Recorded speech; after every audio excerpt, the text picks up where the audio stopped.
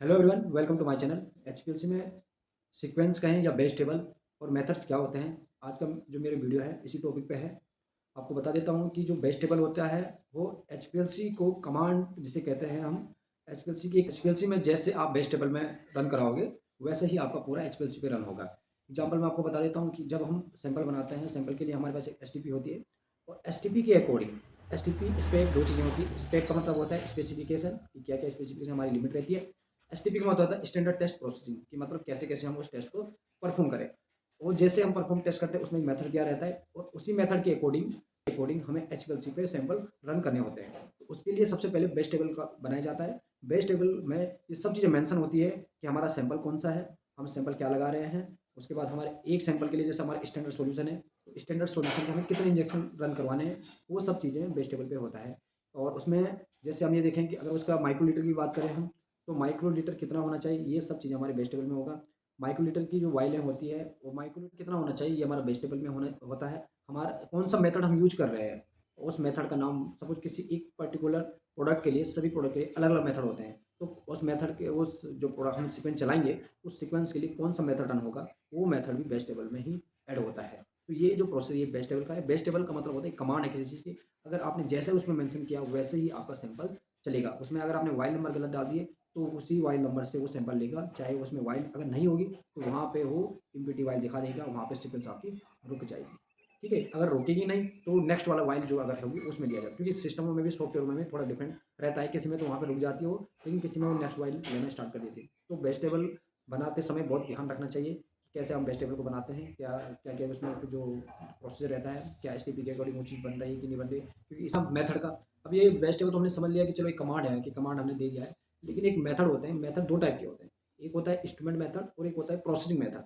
Instrument method कौन से होते हैं? इंस्ट्रूमेंट मेथड वो होते हैं जब हम सीक्वेंस को रन करते हैं, तो सीक्वेंस रन करने के लिए जो मेथड मैंने कहा था कि सभी के लिए अलग अलग मेथड यूज किए जाते हैं, लेकिन जो मेथड हम यूज कर रहे हैं वो मेथड हमारे एस के अकॉर्डिंग, यानी उसमें जो वेवलेंथ है, हमें किस लाइन से मोबाइल भेज देनी है, ये सब चीज़ें उस मेथड में दिया हुआ होगा। क्योंकि सीक्वेंस में तो हमने कमांड दे दी कि एक मेथड हमें ये चलाना है, लेकिन उस मेथड के अंदर क्या क्या होनी चाहिए ये हमारी एस के अकॉर्डिंग रहता है।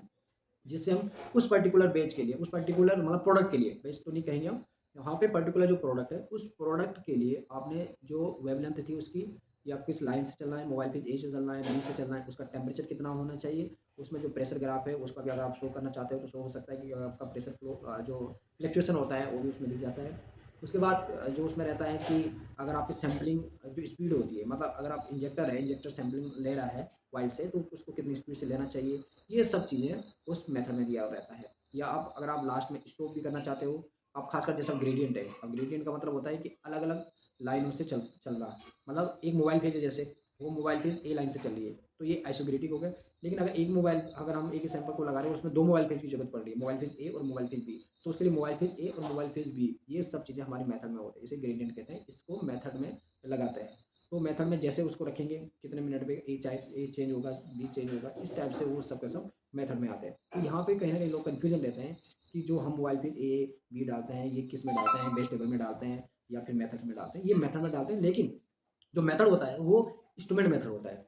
नेक्स्ट बात करते हैं, जैसे मैंने बताया है कि मेथड दो टाइप के होते हैं, एक मेथड होता है हमारा इंस्ट्रूमेंट मेथड, दूसरा होता है हमारा प्रोसेसिंग मेथड। अब प्रोसेसिंग मेथड क्या होता है कि हमारी सीक्वेंस पूरी रन हो गई, हमने जो हमारे एस के अकॉर्डिंग थे, एस के अकॉर्डिंग या स्पेक के अकॉर्डिंग जो उसकी क्राइटेरिया था, एस के अकॉर्डिंग क्राइटेरिया था, वो सब चीज़ हमारा देखने के लिए कि हमारा एरिया कितना आया है, हमारा रिजल्ट कितना है, उस चीज़ को हम कहीं ना कहीं उस चीज़ को पहले इंटीग्रेट करेंगे।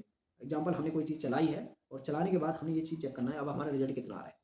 तो रिजल्ट कितना आना है इसके लिए हमें इंटीग्रेशन की जरूरत पड़ती है, यानी पीक को पकड़ना पड़ता है। जब हम पीक पीक पकड़ना बोलते हैं, वैसे फार्मा इंडस्ट्री में अधिकतर हमने पीक पकड़ लिया, हमने इंटीग्रेशन कर लिया, इस टाइप के वर्ड यूज होते हैं। इसलिए मैं आपको लोगों को जो नॉर्मली वर्ड होते हैं फार्मास्यूटिकल इंडस्ट्री में उसको उसको बताता हूँ आपको, जिससे कि आपको ये पता चल जाए कि एक्चुअली वो है। क्योंकि वहाँ पे नॉर्मल वर्ड यही होता है कि पीक पकड़ लिया आपने, पीक छूटी तो नहीं, इंटीग्रेशन किया आपने कि नहीं किया, पीक को प्रॉपर इंटीग्रेट करना आया है कि नहीं आया है, ये सब चीज़ें प्रोसेसिंग किया कि नहीं किया, ये सब चीज़ें प्रोसेसिंग मेथड में ही आता है। तो आपने वहाँ पे इंटीग्रेशन करने के बाद जो पीक पकड़ी है उसका एरिया आता है।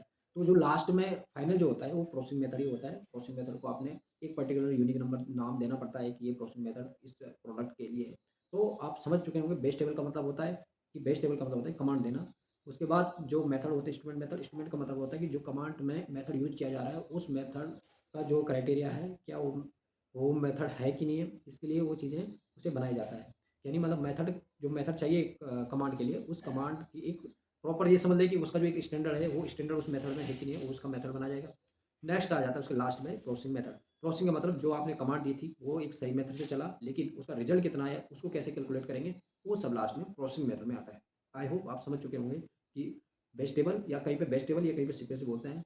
मेथड्स क्या होते हैं? मेथड्स में आपने 2 चीज़ समझी, इंस्ट्रूमेंट मेथड और processing method. Okay friend, thank you.